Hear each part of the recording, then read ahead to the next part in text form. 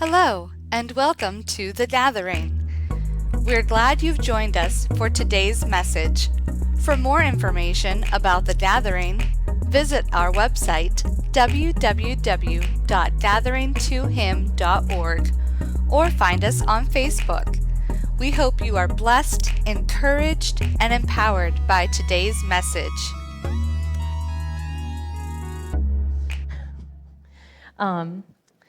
I'm going to start with prayer. Jesus, I just thank you for who you are. I thank you that you are all of the things that we sang this morning, that you are worthy, and you are holy. And Lord, I do pray that we would never lose our wonder of your presence. Lord, that we would never lose the wonder of all the things that you've done, all the things that you've poured out. And Lord, like it's been said, even if you never did another thing for us besides the cross, that was enough. So we just come with that revelation this morning, and we give you the praise. And Lord, I pray that your name would be known. We love you, Jesus. Amen. So I'm not like other people, and it took a while to get to that place, because how many of you, you've ever asked the question, what is my purpose, right? What is my calling? What am I supposed to do? I don't feel like I have a place. Jesus is your calling. Jesus is your purpose. Jesus is your place. And so, what does that look like? I've been going through different things this week, thinking about what do I want to say. And this morning as we were worshiping, I was thinking about how down in the kids' wing, we talk about and learn and memorize verses, because in Deuteronomy, it tells us, bind the word to your heart, have it on your wrist, have it posted on your doorpost, say it when you're going, say it when you're coming, say it at home, say it when you're out. Everywhere we should have the word, right? And so I'm just going to go through, I think there's power in our testimony and what the Lord has done in our life, and that's what we can come back to, is his faithfulness. And that's what I want to talk about this morning, is his faithfulness throughout my life. So I'm thankful because I grew up in a home where we went to church. And I got a really good foundation. I won't say everything was peachy keen at home. There were trials. There were things that weren't great. My parents did the best they could with what they had, and I can honor that. And thankfully, I had grandparents who loved the Lord, walked with him faithfully. My grandfather was a big part of me being here today, because of his prayer, his faith, the things that he saw. And so I'm just going to start there. So talking about serving in the church and being a part of the body and knowing the word. My grandparents were part of a church. It wasn't like a giant church, but they were a part of it, and they were faithful. And when we went there, man, you felt the love of people, Like, they would hug you, they would love on you, they would encourage you. It was great. And they had Sunday night services, and that was like, people were like, why do you continue to have them? There were like 6 people there. But again, they loved you, they were faithful, they encouraged you always. And growing up, I didn't realize the treasure that was. And so when I was 6, I'm thankful for my parents, because I just got this feeling I want to go to church with Grandma and Grandpa tonight. Just and I said to my dad, I want to go to church with Grandma and Grandpa tonight. And he's like, well, call them and see if they can take you. So I went to church, and my grandpa preached that night. And I can't tell you anything specifically, but there was this burning in me, and I was like, I need to pray to ask Jesus into my heart. I was 6 years old, and I was like, I need to pray and ask the Lord into my heart. But I was like, how do I even go about that? I'm thinking all this, and I'm just sitting back there, and they had chairs just like we do here. I'm sitting back in a chair, and I'm just like, I don't even know how to go about that. All of a sudden, my grandpa says, I feel like there's somebody here tonight that wants to give their life to the Lord. And so if that's you, I want you to come up front, and we're going to pray for you. And I was like, wow. So that's where my walk with the Lord began. And, I can't say that I have been faithful, but he has been. And with that, they taught me scriptures. My dad, drilled Psalm 23 into me, And I was thinking about that this morning. The Lord is my shepherd. I shall not want. I can go through that psalm and say it, and I can point to where Jesus walked me through those different things. When was he my shepherd? When did I not want because he took care of me? When did he walk with me through the valley of the shadow of death? When did he set the table before me in the presence of my enemies? Every step he's been with me. And so that is where I come from. That is why I serve. That is why I do the things that I do, is because my love for him, the things that not that he can do things for me, but because I love him and I adore him. And it's not like I've walked that out perfectly, guys. I've messed up, but that's what I love about working with kids. You want to know grace? Go be with the kids. You want to know wonder? Go be with the kids. You want to know what childlike faith really looks like? Go be with the kids. I'm not saying that everybody is called to kids ministry, but there's something about being with the children. So I want to call attention to that. And listen, I'm unconventional because I'm a kids pastor. So I brought a kids Bible because this is where I live, guys. And I want to read something to you. And some of you have heard this before, but I just really felt like this. So talking about the feeding of the 5,000, in this Jesus storybook Bible, it's called Filled Full, and it's from Matthew 14, Mark 6, and Luke 9. It says, there were once 5,000 tired and hungry and probably very grumpy people sitting on a hillside wanting their dinner. How many of you have been there? Especially if you have kids that are hungry. They'd come to hear Jesus that day. They came before breakfast, stayed all morning, all afternoon, and way past dinner. No one had meant to be out there that long, but that's how it was listening to Jesus, as if time didn't exist. People could listen to Jesus for hours, and on this particular day, that's just what they did. So we come to receive, and there's nothing wrong in that, right? But they hadn't brought enough food, and they couldn't just go and buy themselves a burger and fries to go. Because, of course, they were in the middle of nowhere with no shops or restaurants. Something to think about, convenience food wasn't a thing then. And besides, that kind of food wasn't invented yet. What would they do? Jesus' friends had an idea. Let's send everyone home for dinner. So, not our problem. Send them home. They don't need to go, Jesus said. You can give them something to eat. Did Jesus want them to travel all the way to town and buy food for everyone? Jesus' friends panicked. But we don't have enough money. Do they know who they're with? What food do you have? Jesus asked. Go and see. And this is something I never realized until several months ago. But now there was a little boy in the crowd. So not an adult, not somebody that had it all figured out, came prepared, had all his ducks in order. A child in the crowd. He had brought a lunch that his mother had made for him that morning. Go, Mom. Right? She had him prepared. He looked at his 5 loaves and 2 fish.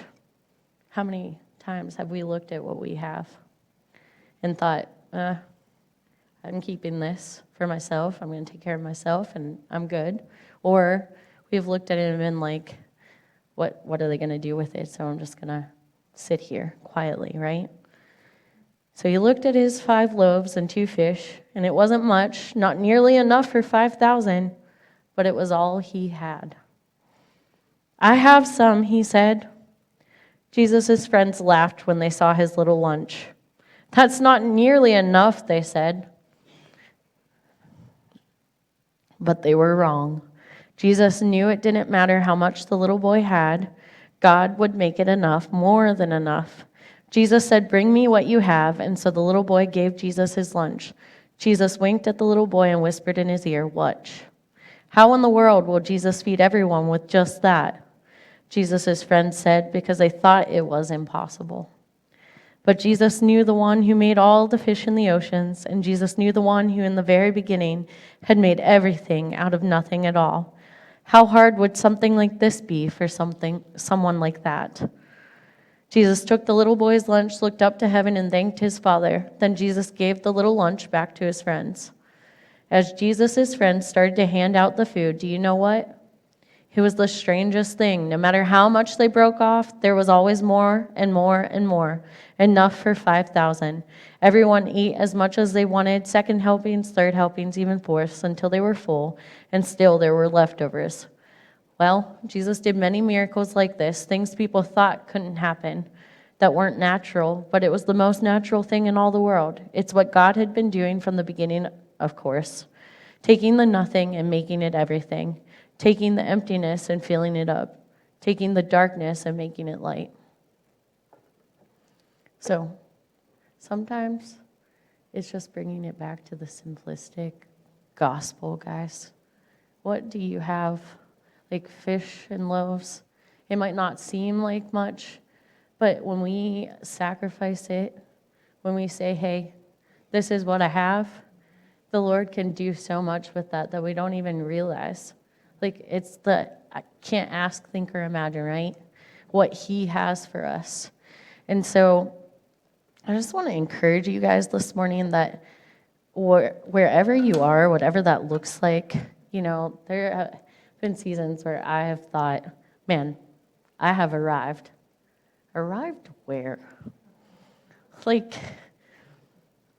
But there have been seasons I can look back and go, okay, so I met Jesus when I was 6 years old. In high school, I got a foundation of the Bible. In college, I learned about Holy Spirit and who he is, and that he exists in the Bible, that he is a third part of the Godhead, and he is real, and somebody to invite in and talk about, because he's the Spirit of Jesus who lives inside of us. And so and then you think, oh man, well, I've gotten there. I get married, I have kids, I'm checking all the boxes, I get to help lead a ministry. It seems like, doing okay. And then all of a sudden, and not to be like, this is not how I want to be known, but like all of a sudden your dad dies when you're 30 years old. And the carpet is pulled out from under you, and you're like, Lord, where are you? And who are you? Because I thought you were this, and now I don't know. And it causes you to take a step back and ask the Lord, what do I know about you? You have been faithful here and here and here. And I could walk away, but it's that no turning back song, Like, I have decided to follow Jesus, and there's no turning back, no matter what life throws at me. Because, I think that sometimes, especially in the American church, we can think that, I deserve a life of good things and easiness. Because I've decided to follow Jesus, it should all be like rainbows, unicorns. We had to talk about that this week, about how unicorns don't actually exist. Conversations you don't realize you're going to have someday. But we think it's going to be all of this like good stuff. But we forget that Jesus was the man of sorrows. His whole life was laid down. He was a king, the King of Kings, sitting on a throne, and he chose to come humble as a baby. Do you realize what babies need? Some of you may not yet. They are needy. Jesus, King of Kings, baby, reliant on his mom, dad, those around him to care for him. And so in the midst of grieving, because I don't think that you get over, you don't just get through that. That's a part of ongoing, but I can walk with Jesus in that. And so in that, I realized Jesus is even close. It says he is close to the brokenhearted. And so I got to realize what that actually means. And yeah, the carpet was put, but it actually strengthened my relationship with him. And I honestly, guys, there is nothing worth more than following him. There's nothing that we can do in our life that is ever going to fulfill us or make us whatever your fill in the blank is, except Jesus.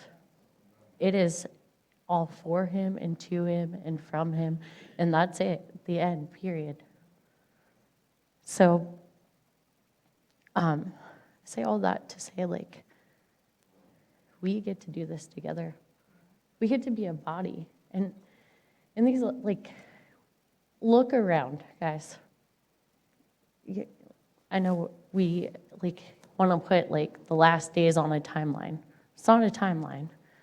What we need to know is Jesus is coming back for a bride, right? And a united bride. And, you know, there's a part in the New Testament where they're like arguing over, oh, do you follow Paul or do you follow this guy, that guy, the other guy? We can get caught up in that too, guys. Like, do you do X, Y, and Z? No, guys, it comes back to, do you believe that Jesus died and rose again for you? And that he is going to walk you through all of the things that come. And so I just want to say, like, we need to come to a place of unity where we're not just being united because we're supposed to be in unity. No, like, unity has to come from him. Like, if we are focused on him, if he is everything to us, and we are coming alongside, as a parent, there is no greater joy than when my kids are getting along. When they are cooperating and it's so fun to watch. Like, Joey and I grab each other, like, look at them, they get it. And, you know, sometimes they fight, and, it's so frustrating. And I think about that sometimes, like, how does the Lord feel when we're down here and he's like, oh, look at them, they get it. Like, they're encouraging each other, they're building each other up, they're making allowance for each other's faults. It's Ephesians 4, guys, in case you're wondering. Let me just go there real quick.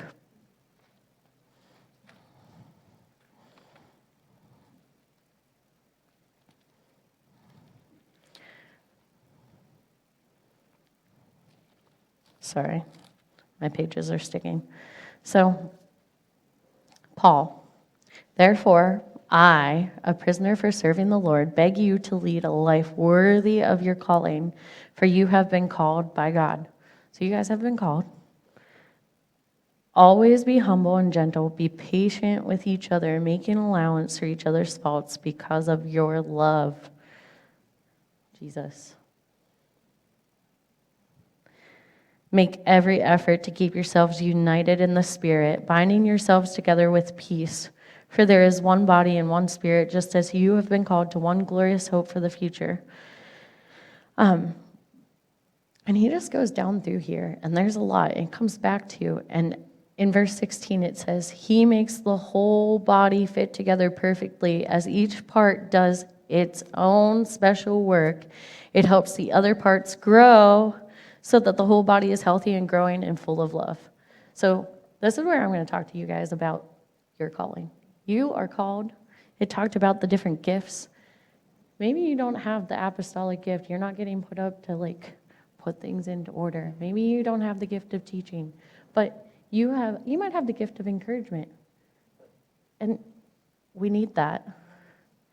And I got caught up, comparison is the killer of joy. It literally kills things when we compare. And for a long season, I was looking at other people and I was like, well, I don't look like that. I cry.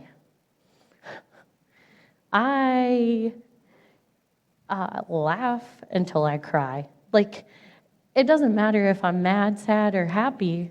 There's usually tears coming out of my eyes. That doesn't look like everybody else. There's people that, it's not their thing.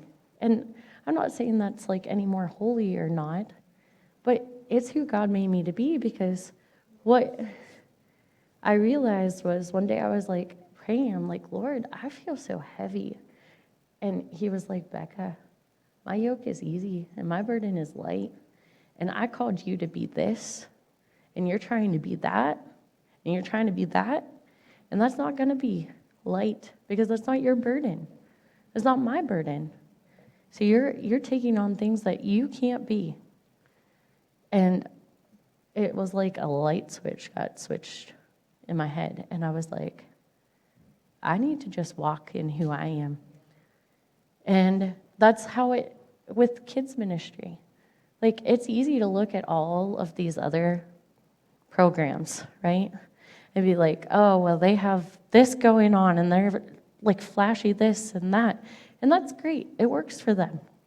But who did God call me to be as the kids pastor here? Well, I'm not programmy and flashy. That's just not who I am. I'm happy being downstairs, serving, being, again, not to I'm not trying to hide or anything. It's just where I feel that's where I'm strong, is being behind and helping. I'm who was it, Moses that was fighting? I'm happy being Joshua, holding up Aaron holding up the arm. I'll be support all day. That's where I'm most comfortable. But sometimes Jesus calls me to be friend. But I have to walk in whatever he says. That's where we have to be. It's I have to walk in here, in line with him. And so I just want to encourage you guys this morning. That chapter of unity in the body ends with, get rid of all bitterness, rage, anger, harsh words, and slander, as well as all types of evil behavior. Instead, be kind to each other, tender-hearted, forgiving one another, just as God, through Christ, has forgiven you. And, sorry, I'm going to drop a pen. And I want to encourage you guys this morning, because when we do start comparing and we get in our head and we fall into whatever, we start to let shame in, it becomes really easy to get bitter. And bitterness turns into rage, anger. You start to let harsh words fly. You start slandering people. You might not even mean to, but you just, all this stuff bubbles out, and it has to come out somewhere, right? Well, he calls us to be kind, though, and tender-hearted, forgiving one another just as. So, last thing I'll share about, and then I'm going to read one more thing out of the Bible. A couple years ago, I went down to Orlando with Kara and John Luke to a conference, and it was the year Dad had passed away. So I was kind of all these people say great things. I've heard good podcasts out of the church. I'm sure it's going to be good. And I walked in, and I was like, oh, something's different here. I can feel the presence of Jesus. like just from the people greeting you at the door, the people like filling the toilet paper rolls with joy, like there's all of these things, and I was like, something like there's a reason that they're serving with joy, and I was like, but still kind of apprehensive because I was just like in a weird place with the Lord at that point. So we go into worship, and it was good. There were good messages. But the last night of the conference, we enter into worship, and there was this moment where it just switched. Like, I was like, Lord, I know that I like have come here with so much, and I can't leave here the same. I can't leave here angry like I am right now. And the Lord, it was like He opened up this screen, and all of these things that I had been holding were showing. And I was like, oh my goodness. Like, you think that the little things, like the little things that kind of ticked you off, but you're like, meh, I'm over it. No, they all sit in there, and they fester, and they grow. Every time another little thing. And so the Lord's showing me all this stuff. And during that, I see like this rainbow of colors. Because I had looked around, and all of everybody, I mean, when I say everyone in the room, hundreds and hundreds, maybe thousands of people were engaged in bringing honor to the King. That was their purpose. Like everybody during that, I'm having this like revelation of all of these things that I had been holding, and I see this like rainbow of color. It's like all of these voices in the room coming together into this one like stream of just this beautiful, and I was like, Jesus, like you are worthy, and I have to like let go of these things. And for the first time in my life, guys, 6 years old, 30 years old. You can do the math because I won't. The cross was enough. The shame fell off. It wasn't I have to work towards and get to and maybe someday. No, it was like instantly Jesus met me, took it, was like, okay, we're dealing with that. Gone. Jesus, you are worthy. So later on, I'm listening to a podcast from that conference, and Michael Miller from Upper Room is talking about being at this conference. He said they were the same night, him and his team were like out in the lobby because they were like, it was good, but we were having a talk, and finally we decided, well, we should probably go in. And he comes in to the sanctuary, gets to the front. This is when the worship, like I said, like something had changed in the room.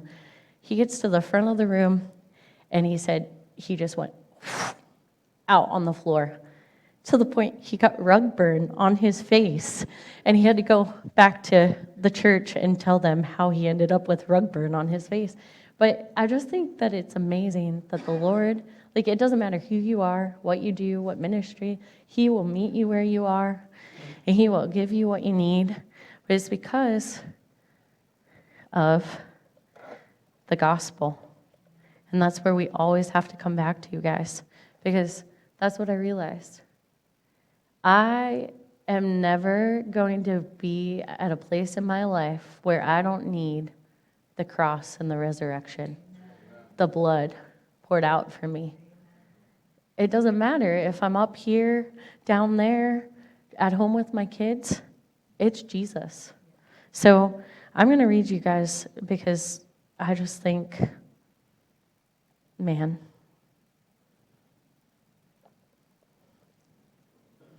again, kids' Bible, but just listen. So this is called The Sun Stops Shining, the crucifixion from Matthew 27, Mark 15, Luke 23, and John 19. So you're a king, are you? The Roman soldiers jeered. Then you'll need a crown and a robe. They gave Jesus a crown made out of thorns and put a purple robe on him and pretended to bow down to him. Your Majesty, they said. Then they whipped him and spat on him. They didn't understand that this was the Prince of Life, the King of heaven and earth who had come to rescue them. The soldiers made him a sign, "Our King," and nailed it to a wooden cross. They walked up a hill outside the city. Jesus carried the cross on his back. Jesus had never done anything wrong, but they were going to kill him the way criminals were killed. They nailed Jesus to the cross.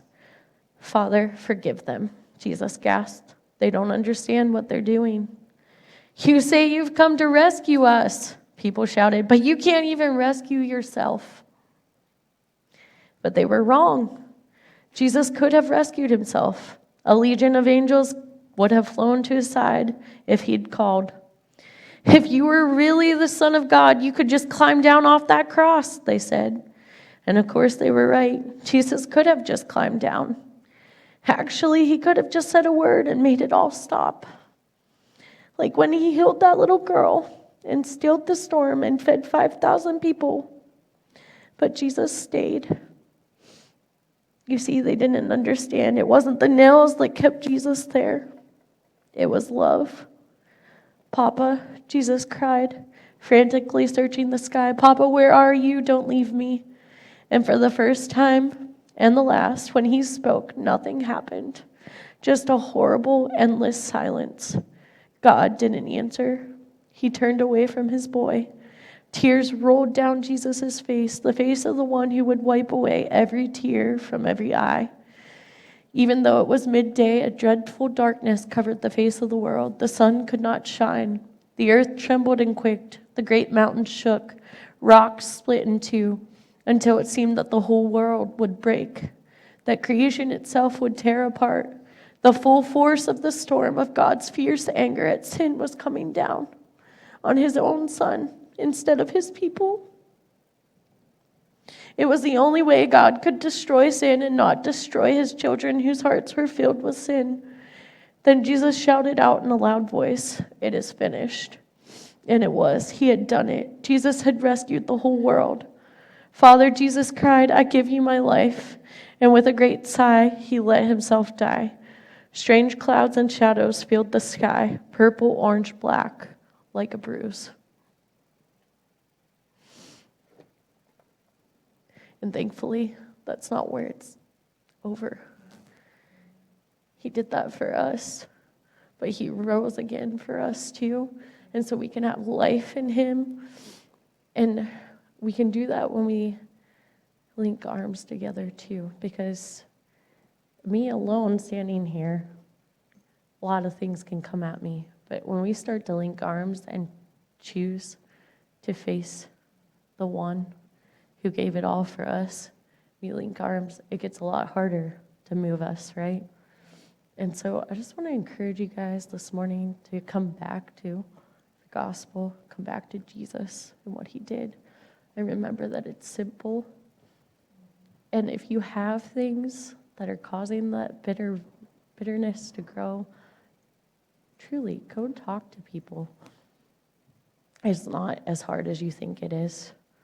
You just have to sometimes get over yourself. And so I just encourage you guys, as you go out this week, to think about what held him there. It wasn't the nails. That's what really got me. It wasn't the nails. It was his love for us. And that was the only way. And if you look at the Bible from the beginning to the end, it all points to Jesus. Every story, everything. And so I just want our lives to be that too.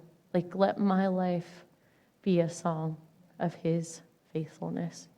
So that's my prayer for you guys this morning, is that you would go out and share the good news. So I'm going to pray. You guys worship. Jesus, thank you for everything that you have done, everything that you will do. Jesus, it's your spirit that goes before us and comes behind us. And you're the one that changes hearts. Lord, you're the one that causes ears to hear and eyes to see. And so we just ask that you would come, that you would be everything to us, Jesus, and that we would glorify you in our coming and our going. Jesus, we give you all the honor and all the praise.